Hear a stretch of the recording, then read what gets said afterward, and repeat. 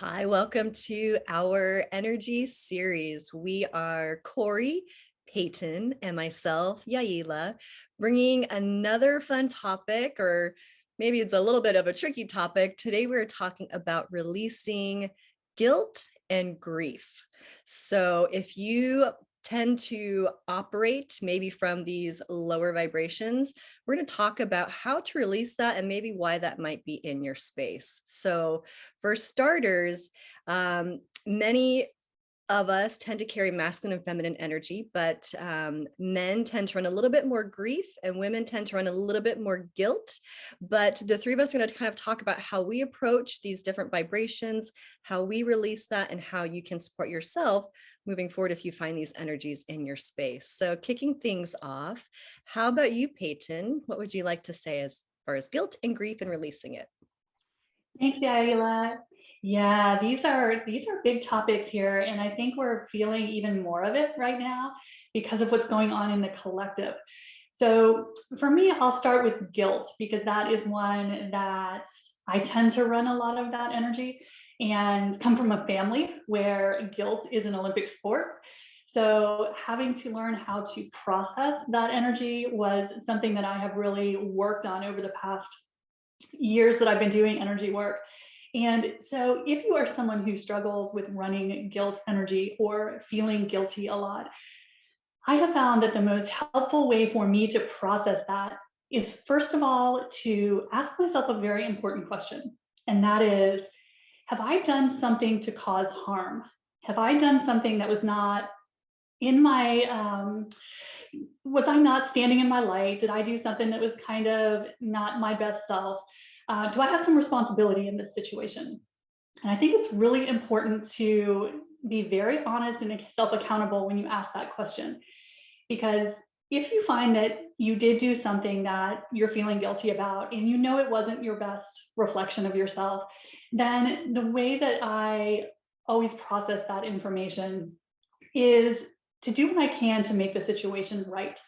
So if I have done something that wasn't my best, trying to apologize for it and make the situation right is a great way to start releasing the energy of guilt around that situation. And so one way that I love to do this is I like to use the Ho'oponopono prayer, which everyone has probably heard of. I think it comes from Hawaii. And it's that prayer that says, I love you, I'm sorry, please forgive me, thank you. And you can use that to just, in meditation with whoever the person was that was involved in the situation that you're feeling guilty about, kind of send your apology or your atonement to them to start to clear some of that guilt energy. So that's a really effective way if you find that you did something that was not, the way you would have preferred to behave in that particular situation. So my first step is always, what can I do to make it right? And you don't have to be face to face with that person. You can do this by meditation, call in their higher self, and just apologize. Acknowledging that this wasn't your best work, to try to release some of the energy around that situation. And then the second step for that is, for me, it's always releasing judgment. Because when we are feeling guilty, we are in judgment energy. We are judging that we did something inappropriate, whether that's true or false. But in this situation, we're talking about, okay, maybe it was true that we didn't act the best. Forgiving yourself for that, realizing we are here to learn as humans. None of us are perfect. So releasing yourself and then let it go. That's the most important thing about releasing guilt, because it's so easy for us, especially if we are sensitive or empathic, to hold on to and beat ourselves up for a long time over things that we think we did wrong. So that's the first step for me in releasing guilt. But there's a second way that I see guilt coming up a lot of times in my clients that is a very different situation. And that is, if you ask yourself that first question, did I cause harm? Or did I do something that I don't think was my best work? The second question, if you say no to that, you don't really think you did anything wrong. You were standing in your truth, being yourself, and someone is making you feel guilty. That's your perception. You're being made to feel ashamed for what you did. That is a very different guilt energy. And for me, if I say no, I don't think I made a mistake, but I'm feeling guilty, then I'm probably in the second category. And what I've realized about this category, this is the energy of control and manipulation, which is very different from what we were talking about, where we made a mistake. And so you'll see this a lot in family dynamics, where a child will feel guilty because they don't do what the parent wanted or go into the career the parent wanted. And so a lot of families have a lot of this energy going on, including mine. This is something that my family was a specialist in, was shaming people for not doing what you wanted them to do. And that is really, you handle that very differently if you're processing that kind of guilt energy, because that is someone else being controlling and manipulative. And for me, the way to release that energy is standing in your truth, to realize that it is not your responsibility to please anyone else. It's not your responsibility to make anyone else happy. And once you take back your creative power, you can release a lot of that guilt energy that doesn't really belong to you. You're internalizing someone else's judgment and rejection. And so to me, guilt runs in those two big groups, and you handle them each a little bit differently. So that's, for me, the most important thing in processing guilt energy, is figuring out if you made a mistake or if you are being shamed by someone else. So that is generally how I work with people in releasing guilt energy. And for me, grief energy, this is just a tough one. This is such a heavy energy, and we're dealing with a lot of it on a collective level right now, in addition to what we're experiencing personally. And so for me, the way I look at this is, it's so important to take whatever time you need to move through grief energy, and to, really allow yourself to feel the energy and process it. And one thing that has helped me when I was really feeling the deepest grief that I can remember is, someone told me that grief is unexpressed love. And so after I go through processing the energy of grief, whenever it comes up in my life, I try to bring myself back to kind of steering it into, this is my love for that person or being that I feel I've lost, and try to reframe it as love I didn't get a chance to express to them. And that gives me a chance to just kind of take my grief after I've processed it, because we never want to shut anything out. And then we can kind of turn it into gratitude. And so that is the best way that I have found to move through grief energy, because that one's a stinker. That's just a heavy energy to move through. So that's how I would move through grief and guilt. Corey, how about you? Thank you, Peyton. You know what, I just love the way that you've described, the two parts of guilt. It's a very good way of looking at it. And, for all you mothers out there, I'm sure you already know that we give birth to children and guilt. It's something that, just happens, and it's not done on purpose. But, when you're a parent and mothers give birth, we give birth to guilt too. And so oftentimes as mothers, we say, why am I feeling guilty? Why am I feeling guilty? And I loved how you said, Peyton, that it's unexpressed love. I've never heard that. Oh no, that's grief. Shame on me. I was listening. I really was. But I think though, in the mother's case though, when it comes to guilt, it is an unexpressed type of love as well, now that I'm thinking about it. Guilt, yes, I grew up as well with a lot of guilt in my upbringing. And I remember the day that I decided that, I wasn't going to allow guilt from others. Actually, that second part that you were talking about, Peyton, I wasn't going to allow that in my life anymore. I said, I got to have it with my family, and I decided to not accept it anymore. And so that's that one part. And the other guilt is, for me, there's those three parts of guilt. The first part is when you're a parent, especially a mother, there's just that natural guilt of not feeling good enough, or I didn't do enough. That guilt of, I wish I could do more. And I agree with you, Peyton. It is a judgment on oneself. But, that's part of being a parent. And that's, I want to say it's almost a natural guilt.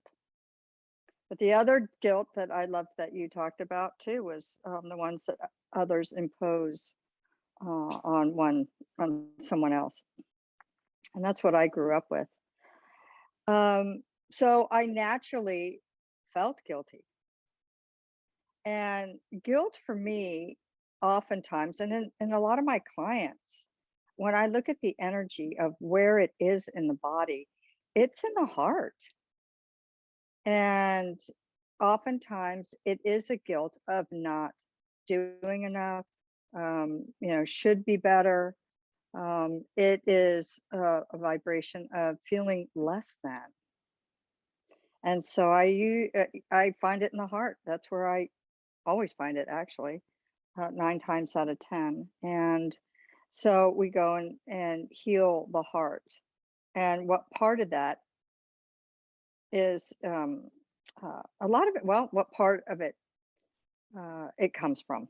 And a lot of times it does come from old beliefs and upbringings. So there's that guilt. And then, when I learned how to love myself and accept myself for who I was, and really got rid of a lot of old beliefs, and this is what happens a lot of times. I end up starting here with my clients, is the old beliefs. Uh, it was easier for me not to accept guilt because I knew who I was. And I had done a lot of work on myself. And so with my clients, a lot of times we start on the beliefs, the old beliefs. And guilt is a big one. It always comes up. So being able to release that energy from the heart that I've experienced with my clients and myself, and then being able to bring in new beliefs for my clients. And I did it for myself. And so when guilt came my way, I was able to not accept it because I knew it wasn't true. Because guilt to me is a belief that you are less than or you should do. It's the coulda, woulda, shouldas. And once you learn how to get rid of that energy and work on building your own self-esteem, self-love, that guilt being flown at you doesn't absorb into the body. Another way, is that energy protection. We have that video on energy protection. And that also too guards against guilts that other people impose on someone else. But there's still that energy that needs to be dealt with. So grief. Oh, grief. I've experienced a lot of grief, and I've gotten so much wisdom from people who have experienced grief as well. And yes, somebody had told me when my mother had passed away, to take as long as I needed, and that no two griefs act or look alike. And that was one of the best things that somebody could have said to me. And, I'm going to kind of cross over here, but I also had a friend tell me that it's okay to feel guilty and to let it go. Guilty, like I should have done more. I should have said something else. I should have said more. And that was probably one of the biggest gifts I ever got. So when I work with people who have grief, they need a lot of grace. That's what I find helps so much with people who are grieving, is grace to feel and taking as long as you need to heal it. Now, where do I find grief? A lot in my clients and students and people who are around me. I found grief in the lungs. And I was actually really surprised when I found it in the lungs. And grief can take your breath away because it's a very, very strong emotion. So when somebody comes to me to help them with their grief, I go straight to the lungs because that's where I often find it. And, um, you know, I, I have many modalities that I use for that. And in hypnotherapy, uh, we go straight to the lungs. And so I just do that in every modality that I learn. And that's really the base part of where I find it. And it might be in other places in the body, but the lungs are where the main energy lives. And because it takes people's breath away. And it's such a loss that we feel like we've had the wind knocked out of us. And so I do a lot of healing on the lungs, and it makes sense with the collective and what's happening now. I have a lot of lung issues, and I know for me, I've been feeling that grief, and I'm not usually one um, who is a sad person, or I've experienced a lot of grief, but in certain situations. But as of late, I can feel the collective grief most days. And so it's been a journey too, to look at that. And so I have a lot of people coming to me as well, because it's a collective energy right now. So that's what I have on grief and guilt. How about you, Yaila? Thank you, ladies. I just love both of your wisdom and how you approached. Obviously, there's a lot of similarities to how I've been reading guilt and grief, and this video was important to do kind of at this time because we're all three of us are seeing that with people that we work with. We're seeing a lot of guilt and grief coming in the collective. For me, I find that guilt and grief are kind of this intertwining of energy. So like you're kind of bouncing with the two, Corey, it can show up many times together. A lot of times in that heart chakra, whether it's the heart, the lungs, the back of the heart. When I think of guilt and grief, many times it shows up when we feel powerless, whether we feel powerless in our own life, our own sovereignty, or we feel powerless for what's going on around us or for other people. We can feel guilty for not doing more, not being enough. We can feel grief for wanting different things for people that we care about, or wanting things to show up differently for ourselves or act a different way. So many times guilt and grief can show up when we feel powerless. And that's why that control energy that Peyton was sharing can show up as controlling. Guilt and grief gets put into our space. We feel shamed for doing certain things, for acting a certain way, for believing a certain thing. It can be put into our space to basically control. So when we feel out of control for ourselves, or we feel out of control for a situation, sometimes we can control our own self by tapping into our own guilt and grief, or sometimes we try to control everyone and everything around us through guilt, grief, shame, blame. So all of these energies intermingle together, even though they are their own separate vibrations, and you do actually clear them together and separately. But I love how you two were both describing, how do you determine, is it yours or somebody else's? We've talked about that in different videos. That's kind of a big question I always like to ask is, did this come from me? Is this something that I truly feel guilty about? Or am I being imposed to feel guilty about? Is it something that I personally am sad about, or am I feeling the collective grief? You know, your energy versus other people's energy is a really great start to look at these things. And then I loved how you were talking about different ways to clear it, right? Gratitude. I mean, there's so many different modalities. I don't think there's one right way. I would say try a lot of different things depending on where you're at.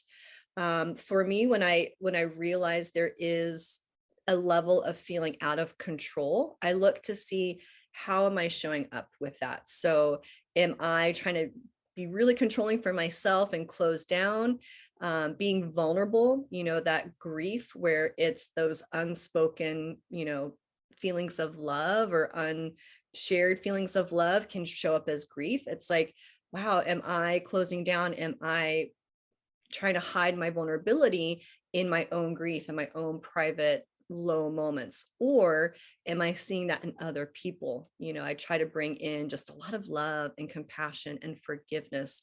I feel like forgiveness is one of those energies that is incredibly healing. It's one of the few that you can fake it until you make it. So even just having the intention to want to give yourself forgiveness for things you feel guilty about, or things that are bringing you grief, or things that you feel shameful of, or, you know, being blamed for, blaming others, having that forgiveness for yourself and wanting that for where other people show up is huge. It's really, really big. You can practice it until it starts to feel real and it starts to show up as being real. We are humans. So, you know, opening up the video, sharing how obviously men and women, we have all levels of different emotions. Emotions are roadmaps to what's going on and what direction are we going. And so if you are feeling guilt in your space, that's a great chance to check in after you determine, is it yours? Is it coming from you, or is it coming from outside of you? Then to ask, well, where are you going? You know, are you in alignment for the energy around you? Meaning if it was coming from you, and you're feeling guilty, are you making choices that are against your own sovereignty, that feel against your true nature, your true like your integrity? Are you out of integrity? We can feel guilty if we are not acting in integrity, or vice versa. You know, if we showed up with integrity and or we said one thing to somebody else but we're not showing up that way, we can start to feel, you know, guilty or shameful because the person's like, hey, you said you're going to do this and you're not, and now we're starting to feel guilty because we're not showing up in integrity. And so there's a lot of insight that you can get from these vibrations of guilt, grief, shame, blame. And it's a good chance for you to determine, where is it coming from? Am I in alignment? And then what can I do about it? So Peyton and Corey gave some really great examples on how to release that. Some things I would add to that is, you know, separating your energy from the person or people or situations where those intermingling of energies tend to be. So let's say I have some grief about a friend of mine, and you know, the woulda shoulda couldas could be there. I try to separate their energy from my own, and I basically just imagine them in, a lot of the work that I do is working with my brain on the subconscious level, meaning pictures, symbols, images, guided meditation, colors. That's kind of how your subconscious brain works. And so I tend to imagine the person in front of me and just calling out any of their energy that could be in my space, and basically just giving them back their energy so they can be more whole of who they are. I call anywhere of my energy that was in their space back to me so I can be more whole, because many times when we've exchanged energy, we're giving away ourselves. Same thing with other people. And we tend to start operating off of other people's energy when we have more of other people in our space versus our own. So I give people their energy back, and I basically just asked, you know, the universe to give them a blessing, whatever they need. I try not to control that too much for them. And then same thing for myself. I try to release anywhere those heavy vibrations are keeping me stuck or blocked from the next steps. And so separating energy is a really big one. Theta healing is huge. I've been, you know, working with a lot of grief and guilt for people through theta healing. And theta healing is very similar to what Corey was talking about. It's switching those beliefs. And so when I find people are wanting to heal or move out of guilt and grief, and there's no time limit on it. But what I really find is, and Corey, you touched on this, is it's usually connected with a person's worthiness. And so I'll look to see where do they feel, or what are those beliefs that keep going on repeat in the back of their mind connected to their worthiness or being enough or not enough. And so I'll look and help them remove, and you can do this for yourself too, just check to see what are those beliefs that keep going on repeat for yourself around your worthiness, because we're human. Sometimes we don't understand the situation until we've gone all the way through it. And of course, we would have made a different decision if we knew the full story, but we don't always know the full story. So it's looking at what are those beliefs, what's the stories that you're telling yourself about the situation that's causing guilt or grief, looking at what those beliefs are, releasing them. I just give them right back to the universe, and I just ask, okay, help me release this, calling in forgiveness and calling in new beliefs of my worthiness, new beliefs of feeling enough. And this has been a self-love journey, as far as just accepting myself, all of the parts. None of us are perfect. We are perfectly imperfect. And that's by design. We weren't here. We weren't designed to show up perfect, always making the right decisions, always doing the quote unquote right thing.